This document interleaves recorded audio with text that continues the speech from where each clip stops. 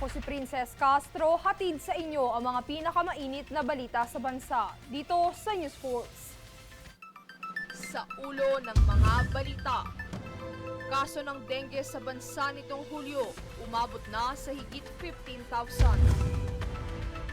3,000 pesos na voters registration fee. Hindi totoo ayon sa COMELEC. DILG, hinikayat ang LGUs na magsagawa ng mga aktibidad para sa buwan ng wika.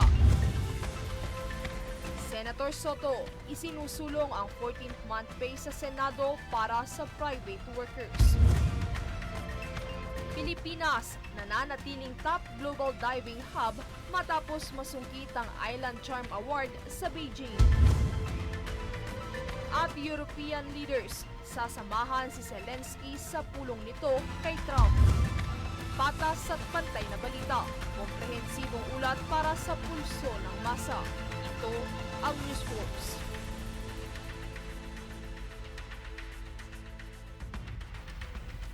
Para sa unang balita, babala sa publiko. Walang katotohanan ang kumakalat na impormasyon online na sisingilin umano ng 3,000 piso ang mga gustong magparehistro bilang mga botante. Ito ang kinumpirma ng Commission on Elections o COMELEC kung saan hindi nila nanggaling sa tanggapan ng komisyon ang anunsyo at mariinding itinanggi na naniningil ito para sa voters registration. Git ng poll body na ang pagpaparehistro ay isang karapatan at ito ay libre para sa lahat.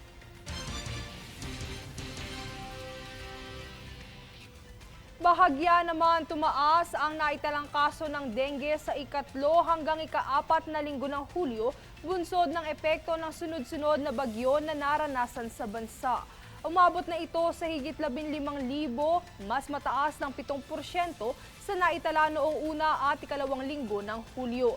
Kasalukuyan pa rin itong binabantayan ng Department of Health kasabay ng pagpapaalala sa publiko ng paglilinis, lalo na ang mga lugar na maaaring pag-ipunan ng tubig gaya ng imburnal, baradong kanal, alulod at paso.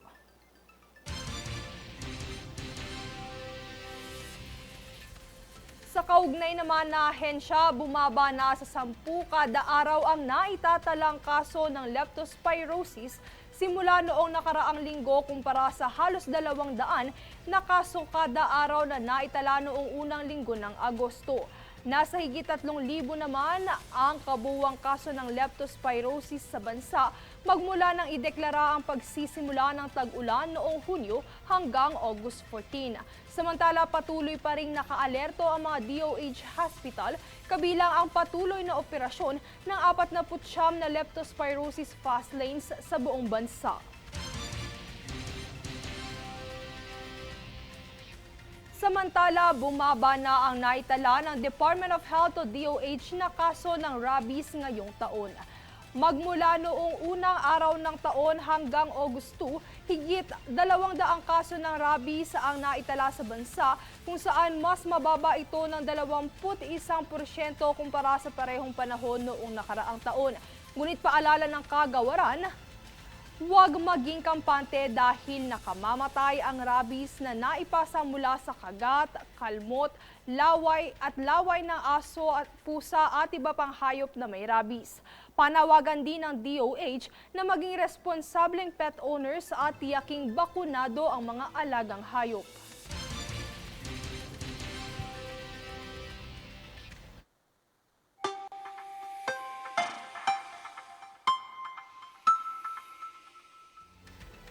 Sa ating ulat panahon, nakapasok na ang bagyong Waning sa loob ng bansa habang mayroong bagong low pressure area na binabantayan sa labas ng para-ayon sa Pag-asa. Makakaranas ng maulap na panahon na may kasamang kalat-kalat na pag-ulan at thunderstorms sa Ilocos Region, Zambales at Bataan, bunsod ng trough ng bagyo. Samantala, inaasahan naman ang bahagyang maulap na panahon na may kasamang isolated rain showers sa Palawan, Metro Manila at natitirang bahagi ng bansa, bunsod ng localized thunderstorms.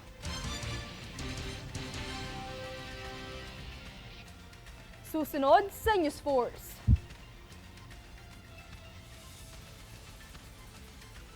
Pagdinig ukol sa investigasyon sa flood control projects, sisimulan na sa Martes.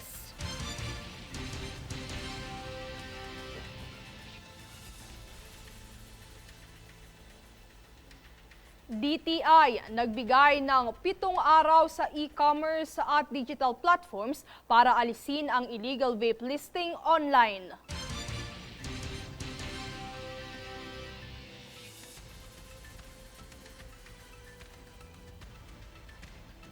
DILG, hinikayat ang LGUs na magsagawa ng mga aktibidad para sa buwan ng wika.